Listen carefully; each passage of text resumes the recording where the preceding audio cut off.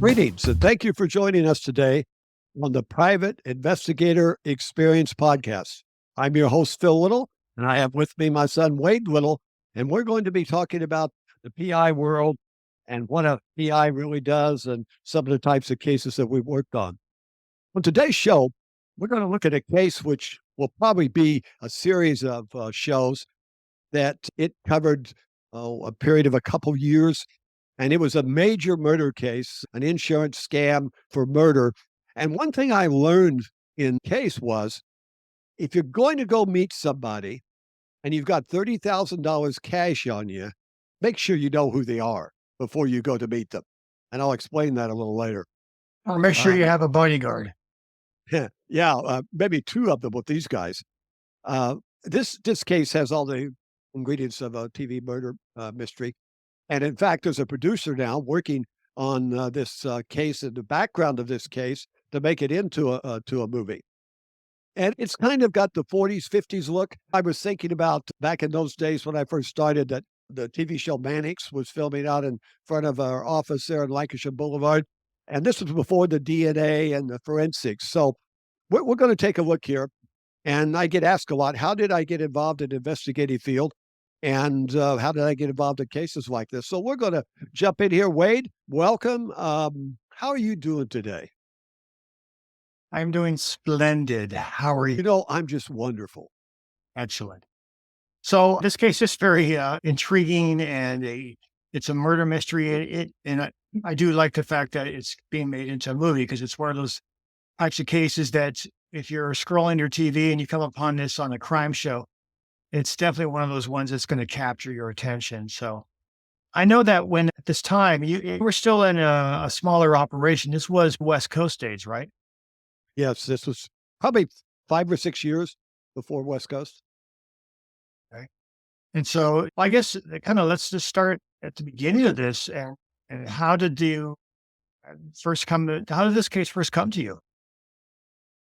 Well, when I had left law enforcement and got into private investigation work, it was something I felt drawn to. And I'd had a friend that left the California Highway Patrol and went into the field, and he kind of mentored me and went along. So I wound up moving to down to Los Angeles. North Hollywood was in that area where we lived. And I had started working for a corporation there, just doing some work, not a lot. It wasn't full time. And then I found out about insurance investigative work that was more like an inspection. And what you did, you went out and visited somebody in their home, maybe spent 15 or 20 minutes there and made sure that they were really injured or really sick. And I would do sometimes 8 or 10 of those a day. And in those days, without the GPS, it was the old Thomas guide and you were mapping things out. And I had an office. It was up over a moving and storage place right off of Lancashire Boulevard. And it was just something like out of the movies. You're walking through this storage warehouse, you go up these stairs at the back, and there was this mezzanine. I had a couple offices up there, and I'm trying to remember the guy's name. Oh, I've lost it now. But he let me use that. Probably I was there for about a year and a half. And as I was working on these insurance cases, one of the companies that I was doing this for was out of Dallas, Texas, and it was a Republic Insurance Company. And they happened to call me one day. I said, Phil, we've got this problem and we need you to come to Dallas and meet with us and talk about it. See, I vaguely remember because I was real young. I don't know if I was 12 years old or give or take, or maybe right around there. But I vaguely remember that office. And I remember walking around there. Yeah. And there's a lot of stuff in there that was very interesting for a little kid to kind of check out. So, all right, you get this call and then you fly to Dallas and you meet with them. And how do they intro this to you? And what was their thing about this case? Well, the interesting part was their client had been murdered and his body was found dumped over a hill up in Ventura County. And actually, he had been there about 6 weeks before the body was found. And they had an insurance policy that had been taken out on his life that, it was only a year or so before. It wasn't that long. So this made it suspicious in their mind. But in those days, and it's still pretty much the same today, with all this personal rights and protecting people's identity. The insurance companies didn't work together. So if somebody had multiple policies on several insurance companies, they wouldn't even know it. They didn't know that at this time. They had at that point, it was like a $2 million policy, which was big for that time. And they said, we need to find out if beneficiaries of this policy had anything to do with this. Was this any way Right. connected? They didn't really know at that time. So was the matter of death and how the body was discovered, did that raise suspicions, or was it too early to tell if it was unnatural or natural causes? It was a 22 shell to the back of the head. All So right. So, it was pretty obvious. right. It wasn't a self-inflicted or an accidental death. All right. No, So, yeah, you get the case. They give you all the information. Obviously, you get your retainer because, again, you get private investigator, you get a retainer, right. and then you start to work. So you fly back home, and what do you do then? I tell you what, I was a little scared because I was this young guy. Yeah, I had some law enforcement experience, but this was a whole different thing. And it was going to be, unfortunately, with my law enforcement experience, I had some entree to the Ventura County Sheriff's. So the first call I made was to the sheriff's office and got a hold of the detective working the case and said, I've been called to investigate this for the insurance company. And I wanted to come up and meet with you to find out, how we can help and how we can work together in this. Excuse me. A good private investigator works with law enforcement. It's not like the old TV shows. You don't see those so much anymore. But it was that the private investigator was always on the outs with the local law enforcement. Well, that's not been our case at all. So when I went up and met with them, I started to say Hatfield and McCoy. One of the detectives was named McCoy, and the other one was, oh, I lost it right now. But we sat down and we hit it off. And I told him that we were going to be working on it and we would help any way we could. So we set up a information sharing kind of generally at that point because we didn't really know anything. And the victim was from Washington State. And all we knew was that he was a vineyard owner and a successful rancher, business owner up there. And so that's where we started from, trying to put together without computers, without all this great technology we have today, what in the world happened to this man and who was behind it. Okay, so you have that meeting, you get your setup with the Ventura County Sheriffs, you get information that they have, and then I'm assuming you go back to your office and you create an action plan. What do you do at this point? Well, yeah, the first thing we did, we started trying to put together the background on the victim.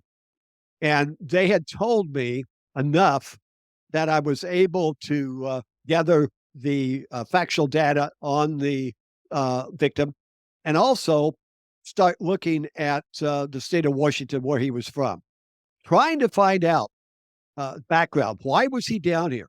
What was he doing in Los Angeles? And how did he wind up getting dumped over a hill up in Ventura County? Why Ventura County? And all these questions started a trail, which I talked to family members and people associated with him. And I knew I would be going to Washington at some point. So I made arrangements that I would be coming and meet with them, try to gather information and background that we wanted to get to the bottom of this. And it was strange because the family didn't know anything about this life insurance policy.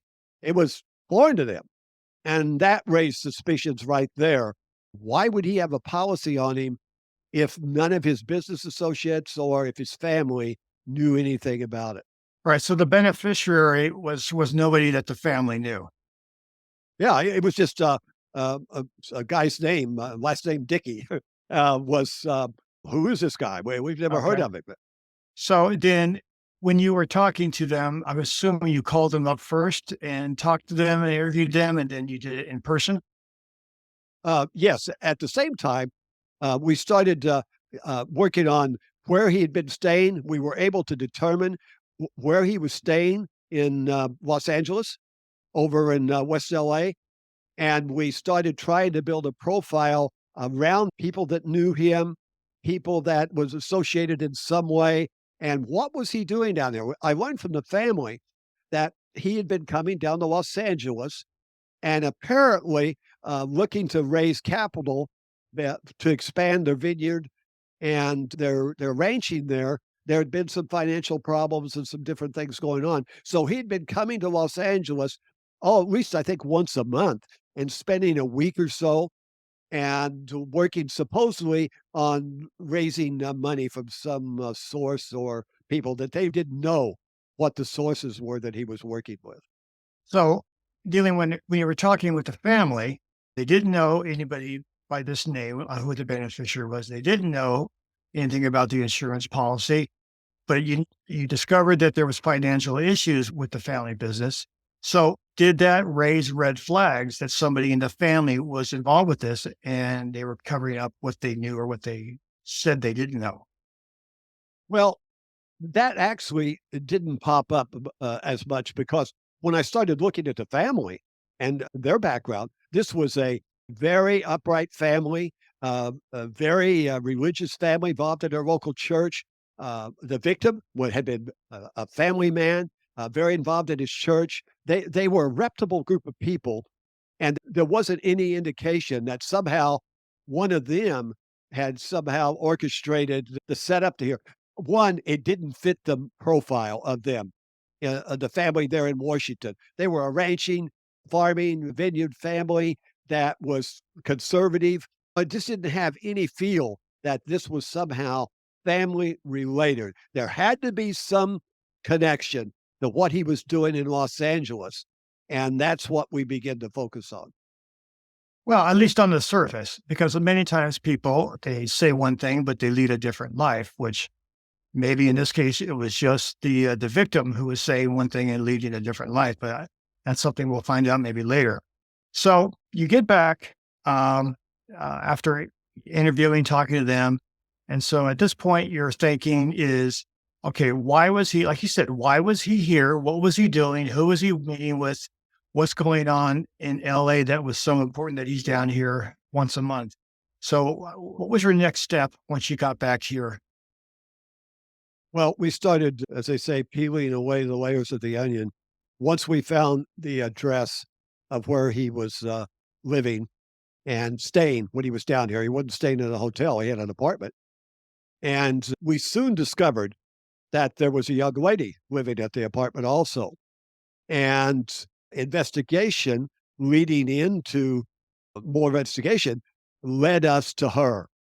We did quite a bit of work on her because we didn't want to approach her without enough information, not knowing if she was involved in this in some way, or she might alert people or shut them off, shut us off from them. So we did a lot of profile working in the neighborhood, working on gathering people that knew them. And we had 2 or 3 weeks that we really focused on that. And then we set a meeting up with her. Okay, And so let me ask you this question. How old was the victim? How old was he? he was in his 50s. Okay, and how old is she? She was about 30, 31, 32. Okay, so General. 20 some odd years. So obviously there was, yeah, it's not, okay. That yeah, I thought that was going to be kind of interesting, the age range and kind of that age-old story of the older man and the younger woman. Yeah. Well, yeah, and it's turned out she was a player. She'd been, around. I mean, she was a girl that happened to drop into this. She had been in a lifestyle, had been around different men and whatever. So she was accustomed to that. So when we approached her, obviously, we were very low keyed and not raising any suspicions. It was just routine.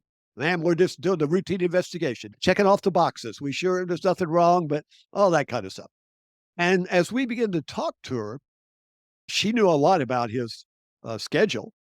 She knew a lot about the people that he was meeting with. And she began to tell us the story and the places they'd gone, which was a big plus for us.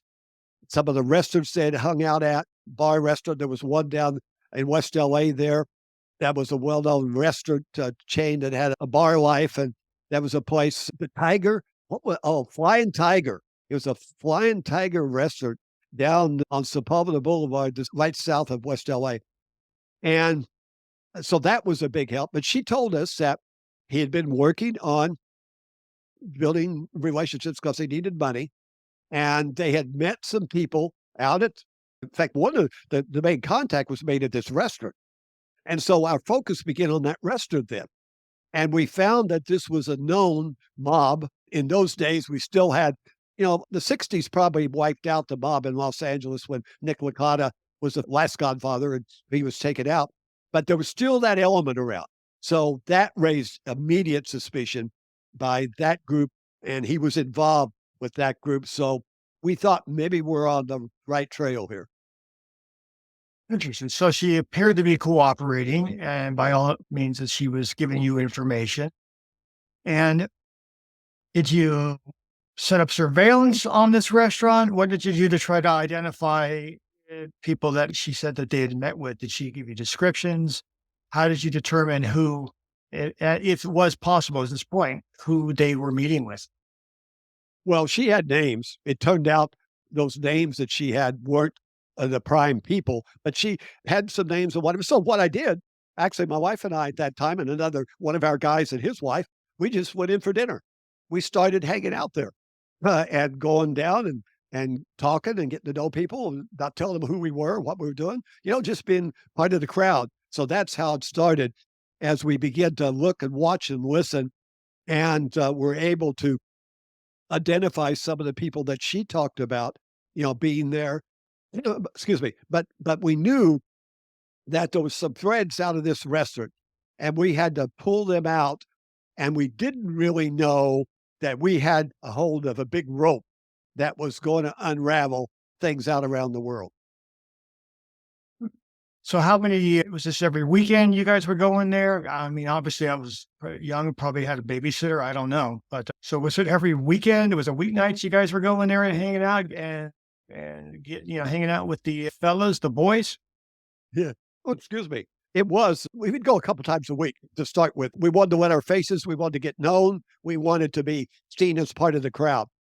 And as we had kept interviewing and talking to the girlfriend, we learned that something very interesting. As I jump ahead here, she had some information about his last day in life, which was very interesting to us.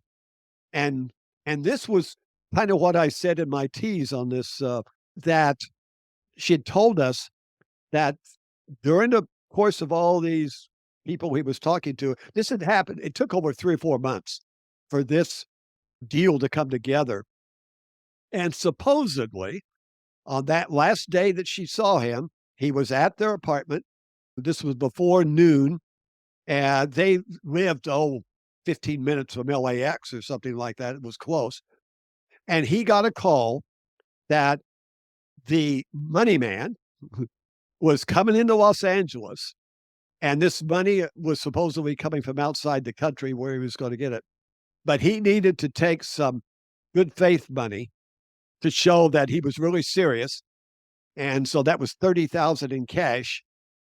And something I've always remembered from this case, she said that when he was talking to this person he was going to meet on the phone, and the client, the victim here, I almost said his name, I don't want to do that, said, "How will I know you?" And the response that he got was, "Oh, you don't know me, but I know you." And he went to the meeting with that on his mind. So Right. there was a lot going on out of this time, and then it began to spread out of the state of California. Right. So I guess maybe my last question here on this episode would be, did his girlfriend, did she ever report him missing, or did she ever say she hadn't seen this guy for weeks, hadn't heard anything from him, and the last time she saw him was he was going to make this drop off and do this. So did she ever say, was she curious about what happened? Did she ever talk about that? Well, I don't think she was surprised necessarily because he would come and go, but she did make a phone call to the police a couple days when he didn't come back because she suspected at that point that something was wrong. And again, her hands wasn't really white, but she wasn't involved in this at all. We determined as far as as being a setup or figurative in some way.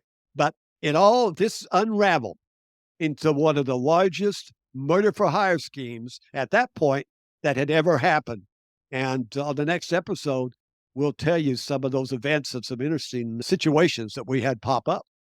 That's right. And it's a lot of stuff you would think about that you would see in the movies really happened on this case. So it's really interesting. And I recommend tuning in next week and telling your friends about this episode, especially, and having them catch up and tune in next time. So it's going to be interesting. Well, Wade, do you want to let the people know how they can help us? And we do appreciate that, and also how they can contact us. Well, I mean, you can help us by hit the subscribe, hit the like button, and also tell your friends and your family about the show. We also have an email address. It's P Little4PI777 @gmail.com. You can send us questions, comments. We respond to those. So maybe you have a situation you want some information, some help on. We might be able to do that. But we can't do it if you don't contact us. So reach out to us, say hi, whatever it may be, and we will definitely get back in touch with you. So I guess if that being said, Dad, any last thoughts, closing remarks? Yes, I do. We appreciate you, our listener and viewer, and be safe until the next time. And may God bless you, your family, and may God bless America. See you soon.